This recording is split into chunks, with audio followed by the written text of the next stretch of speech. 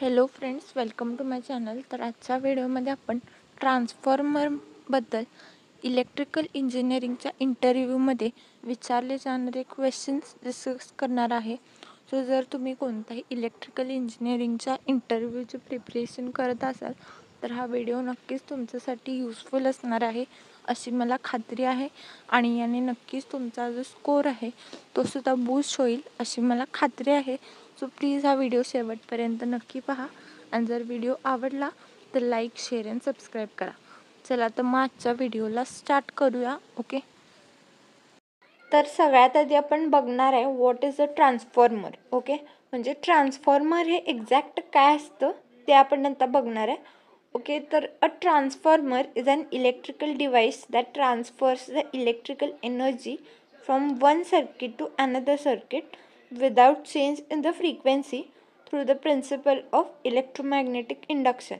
Okay, तर transformer एक असं इलेक्ट्रिकल डिव्हाइस आहे जे की एका सर्किटमधून दुसऱ्या सर्किटमध्ये इलेक्ट्रिकल एनर्जी ट्रान्सफर करतं आणि इथं फ्रिक्वेन्सी ही कॉन्स्टंट राहते, म्हणजेच without change in frequency.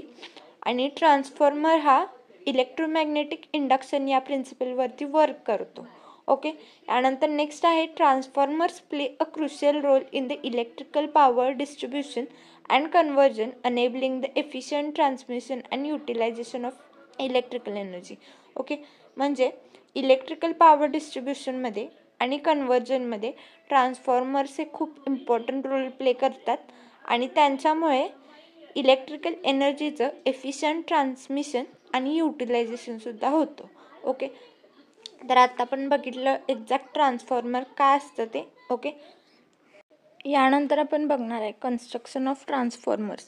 Okay, म्हणजे ट्रान्सफॉर्मर्सचं कन्स्ट्रक्शन कसं असतं, त्यात कोणकोणते पार्ट्स असतात हे आपण आता बघणार आहे. त्याचबरोबर प्रत्येक पार्टचं फंक्शनसुद्धा आपण बघणार आहे.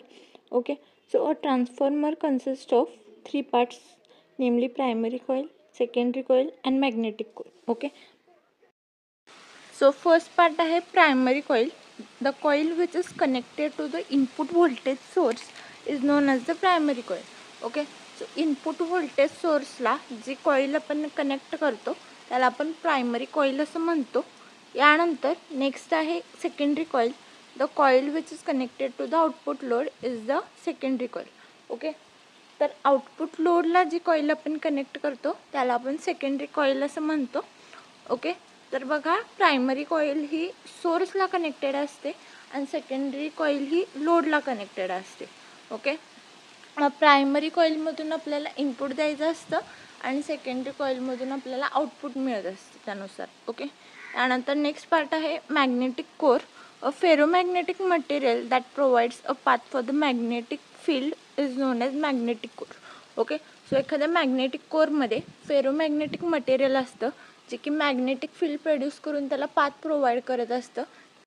यानंतर नेक्स्ट आहे ऑपरेशन ऑफ ट्रान्सफॉर्मर्स, म्हणजे ट्रान्सफॉर्मर्स कसे ऑपरेट करतात किंवा कोणत्या प्रिन्सिपलवरती ते ऑपरेट करतात हे आपण आता बघणार आहे. Okay, so a transformer works on the principle of electromagnetic induction or EMI which states that a changing magnetic field induces an electromotive force or EMF in a conductor. Okay, so एखादा transformer हा electromagnetic induction किंवा EMI या प्रिन्सिपलवरती work करत असतो आणि या प्रिन्सिपलनुसार changing magnetic फील्डमुळे एखाद्या कंडक्टरमध्ये इलेक्ट्रोमोटिव्ह फोर्स किंवा EMF हा इंड्यूस होत असतो. ओके, यानंतर आपण बघणार आहे हाऊ ट्रान्सफॉर्मर्स वर्क, म्हणजे ट्रान्सफॉर्मर्स कसं वर्क करतात किंवा त्यांचं वर्किंग कसं असतं हे आपण आता बघणार आहे. ओके, तर सगळ्यात आधी आहे अल्टरनेटिंग करंट और AC. An AC voltage is applied to the primary coil creating a changing magnetic field. Okay, so जेव्हा आपण प्रायमरी कॉईलला इनपुट म्हणून AC व्होल्टेज देतो त्यावेळेला तिथे एक चेंजिंग मॅग्नेटिक फील्ड ही क्रिएट होत असते. त्यानंतर नेक्स्ट आहे magnetic field. The changing magnetic field induces a magnetic flux in the magnetic core. Okay, so त्या चेंजिंग मॅग्नेटिक फील्डमुळे एक चेंजिंग मॅग्नेटिक फ्लक्स इंड्यूस होत असतो मॅग्नेटिक कोरमध्ये. त्यानंतर नेक्स्ट आहे electromagnetic induction. The changing magnetic flux induces an electromotive force in the secondary coil. Okay, so जो काही चेंजिंग मॅग्नेटिक फ्लक्स आहे जो की मॅग्नेटिक कोरमध्ये इंड्यूस झाला आहे त्याच्यामुळे सेकंडरी कॉइलमध्ये इलेक्ट्रोमोटिव्ह फोर्स किंवा EMF हा इंड्यूस होत असतो. ओके, यानंतर ट्रान्सफॉर्मरच्या वर्किंगमधला नेक्स्ट पॉईंट आहे voltage transformation. The electromotive force और EMF which is induced in the secondary coil is proportional to the ratio of the number of turns in the primary and secondary coils. Okay, so primary आणि secondary कॉइल्सचे जे काही number of turns आहेत त्याच्या रेशोला secondary कॉइलमध्ये induce झालेला electromagnetic force हा directly proportional असतो. Okay, तर याला आपण म्हणतो व्होल्टेज ट्रान्सफॉर्मेशन. ओके, म्हणजे थोडक्यात आपण म्हणू शकतो E2/E1 is equal to N1/N2. मग इथे N1 and N2 is equal to number of turns in primary and secondary coils respectively, आणि E1 and E2 are EMF or electromotive force in primary and secondary coils respectively. Okay, तर आत्ता आपण बघितलं ट्रान्सफॉर्मरचं working डिटेलमध्ये. Okay, यानंतर next आपण बघणार आहे टाईप्स ऑफ ट्रान्सफॉर्मर्स. ओके, म्हणजे ट्रान्सफॉर्मरचे कोणकोणते टाईप्स आहेत ते आपण आता बघणार आहे. तर फर्स्ट आहे step up transformer. Step up transformer increases the voltage from the primary to the secondary. Okay, म्हणजे स्टेप अप ट्रान्सफॉर्मर हे आपण व्होल्टेज इंक्रीज करण्यासाठी यूज करतो किंवा व्होल्टेज लेवल इंक्रीज करण्यासाठी यूज करतो. ओके, यानंतर नेक्स्ट आहे step down transformer. Step down transformer decreases the voltage from the primary to the secondary. Okay, so step down transformer हे आपण व्होल्टेज डिक्रीज करण्यासाठी यूज करतो किंवा व्होल्टेज लेवल डिक्रीज करण्यासाठी यूज करतो. ओके, यानंतर नेक्स्ट आहे isolation transformer. Isolation transformer provides the electrical isolation between the primary and secondary circuits. Okay, so isolation transformer हे प्रायमरी अँड सेकंडरी सर्किट्समध्ये इलेक्ट्रिकल आयसोलेशन प्रोव्हाइड करतं, म्हणजे त्यांना एकमेकांशी कनेक्ट होऊ देत नाही. ओके, तर हे आहेत टाईप्स ऑफ ट्रान्सफॉर्मर्स आपण बघितले. ओके, यानंतर आपण बघणार आहे characteristics of transformers. Okay, so ट्रान्सफॉर्मरचे काय काय कॅरेक्टरिस्टिक्स आहेत किंवा त्याचे काय काय फीचर्स आहेत ते आपण आता बघणार आहे. ओके, तर सगळ्यात फर्स्ट आहे voltage transformation. Transformers can step up or down the voltages, making them essential for power transmission and distribution. Okay, so power transmission and distributionच्या वेळेला व्होल्टेज लेवल ही जास्त सुद्धा करण्याची गरज असते आणि काही वेळेला व्होल्टेज लेवल ही कमी करण्याची सुद्धा गरज असते.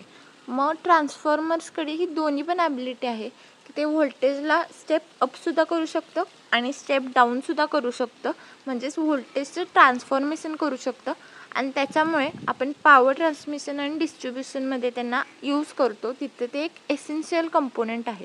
ओके, यानंतर नेक्स्ट आहे efficient energy transfer. Transformers can transfer the energy efficiently with minimal losses, especially Wien designed and operated carefully. Okay, म्हणजे बघा ट्रान्सफॉर्मर्स हे एनर्जी एफिशियंटली ट्रान्सफर करू शकतात एका सर्किटमधून दुसऱ्या सर्किटमध्ये, आणि त्याच्यात लॉसेस हे खूप मिनिमम असतात किंवा ऑलमोस्ट नसतात, खूप कमी प्रमाणात लॉसेस असतात. आणि ते जेव्हा त्यांचं डिझाईन आपण व्यवस्थित करतो, त्यांचं ऑपरेशन व्यवस्थित करतो, त्यावेळेला ते जास्त एफिशियन्सी आपल्याला प्रोव्हाइड करतात. ओके, यानंतर नेक्स्ट आहे isolation. Transformers provide the electrical isolation between the primary and secondary circuits, ensuring the safety and reducing the risk of electrical shock. Okay, so ट्रान्सफॉर्मर्समध्ये प्रायमरी अँड सेकंडरी सर्किट्समध्ये isolation provide केलं जातं. मग त्याच्यामुळे safety आपल्याला मिळते आणि त्याचबरोबर इलेक्ट्रिकल शॉकचा रिस्कसुद्धा रिड्यूस होतो. ओके, तर हे आहे ट्रान्सफॉर्मरचे कॅरेक्टरिस्टिक्स. ओके, यानंतर आपण बघणार आहे applications of transformers. Okay, so ट्रान्सफॉर्मरचे ॲप्लिकेशन्स काय काय आहेत किंवा ट्रान्सफॉर्मर्स आपण कुठे कुठे यूज करतो ते आपण आता बघणार आहे. ओके, तर फर्स्ट आहे power distribution. Transformers are use in the power transmission and distribution systems to step up or down voltages.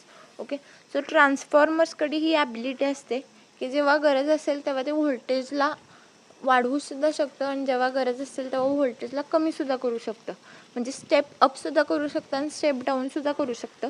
मग त्याच्यामुळे आपण ट्रान्सफॉर्मर्सला पॉवर ट्रान्समिशन अँड डिस्ट्रीब्युशन सिस्टम्समध्ये यूज करतो व्होल्टेज कमी करण्यासाठी किंवा व्होल्टेज वाढवण्यासाठी. ओके, यानंतर नेक्स्ट आहे electronic devices. Transformers are used in the electronic devices such as power supplies, audio equipments and medical devices. Okay, so transformers ला आपण इलेक्ट्रॉनिक डिव्हाइसेसमध्ये यूज करतो. फॉर एक्झाम्पल पॉवर सप्लाईजमध्ये, ऑडिओ इक्विपमेंट्समध्ये आणि मेडिकल डिव्हाइसेसमध्ये. ओके, यानंतर नेक्स्ट आहे इंडस्ट्रियल ॲप्लिकेशन्स.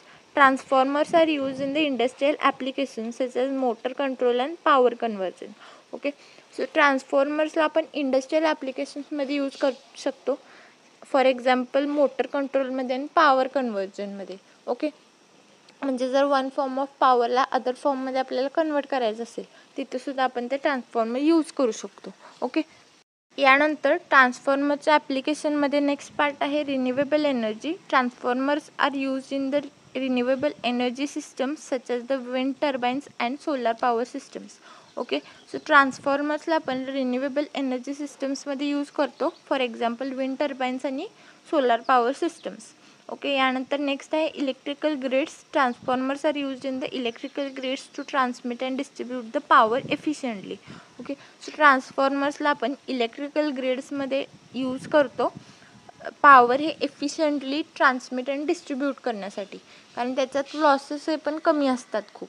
ओके, तर आत्ता आपण बघितले ट्रान्सफॉर्मरचे ॲप्लिकेशन्स. ओके, त्यानंतर आपण बघणार आहे ॲडव्हान्टेजेस ऑफ ट्रान्सफॉर्मर्स.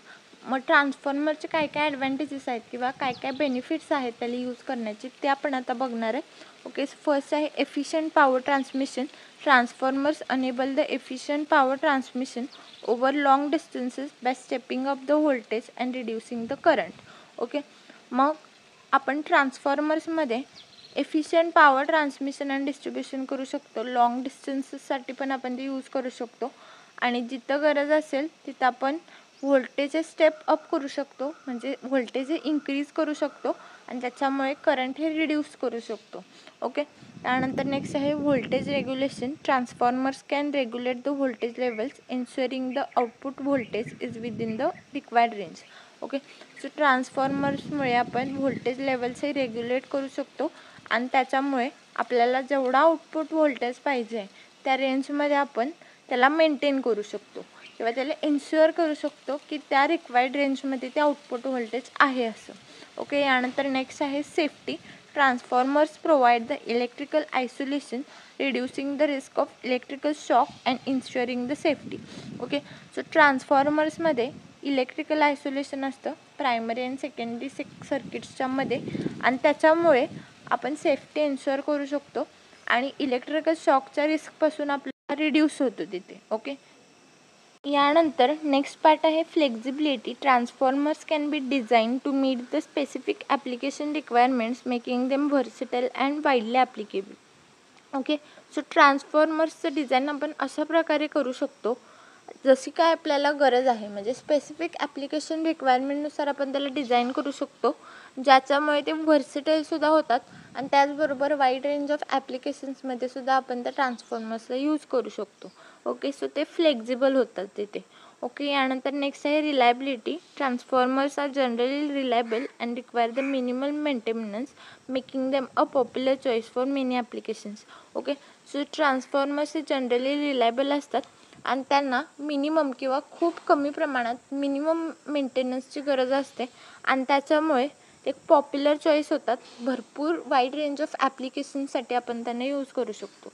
ओके, यानंतर नेक्स्ट आहे कॉस्ट इफेक्टिव्ह.